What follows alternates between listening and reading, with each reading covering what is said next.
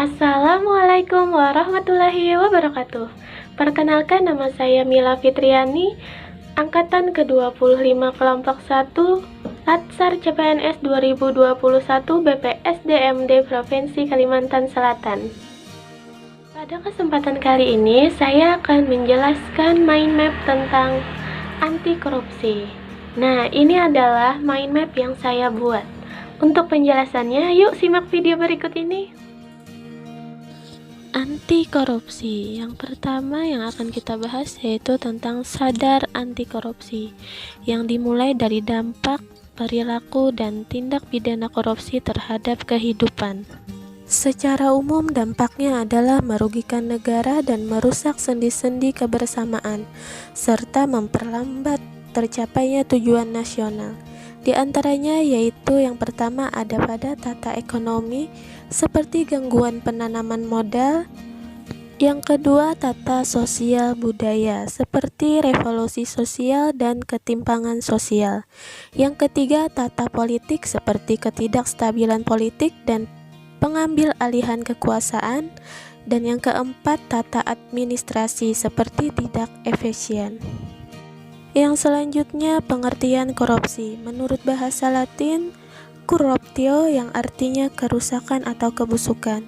Korupsi sering dikatakan sebagai kejahatan yang luar biasa karena dampaknya menyebabkan kerusakan dalam lingkup yang luas dan dalam jangka panjang. Jenis-jenis korupsi.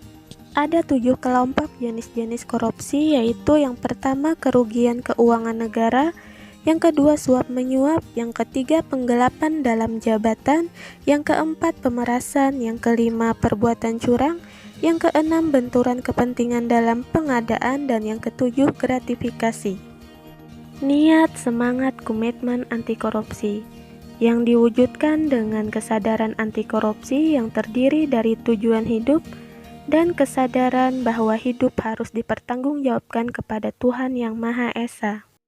Selanjutnya, Indonesia bebas dari korupsi, yaitu dengan menerapkan sistem integritas nasional atau SIN, yang mana merupakan suatu sistem yang berlaku secara nasional dalam rangka pemberantasan korupsi secara terintegrasi yang melibatkan semua pilar penting bangsa.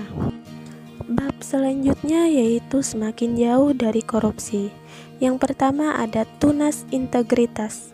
Tunas integritas adalah penyelarasan nilai organisasi dan anti korupsi, serta penanaman nilai integritas. Tunas integritas berprinsip bahwa manusia sebagai faktor kunci perubahan dalam pemberantasan korupsi. Peranan tunas integritas yaitu yang pertama menjadi jembatan masa depan kesuksesan organisasi, membangun sistem integritas dengan berpartisipasi aktif, dan mempengaruhi orang lain khususnya mitra kerja. Penyelarasan nilai organisasi dan anti korupsi. Saat ini setiap organisasi sudah menentukan nilai dasar organisasi. Tentunya nilai anti korupsi diharapkan masuk di dalamnya. Penanaman nilai integritas yang dimulai dari paling rendah yaitu kesediaan. Kesadaran terhadap integritas adalah ketika individu bersedia menerima pengaruh integritas dari orang atau kelompok lain. Identifikasi, yang mana apabila individu atau kelompok meniru integritas seseorang atau kelompok. Internalisasi, yaitu terjadi apabila individu menerima pengaruh dan bersedia bersikap dan berperilaku penuh integritas. Bangun sistem integritas. Yang pertama ada reframing culture, yaitu teknik mengembalikan konten kepada konteks semula atau pada orientasi sebelumnya.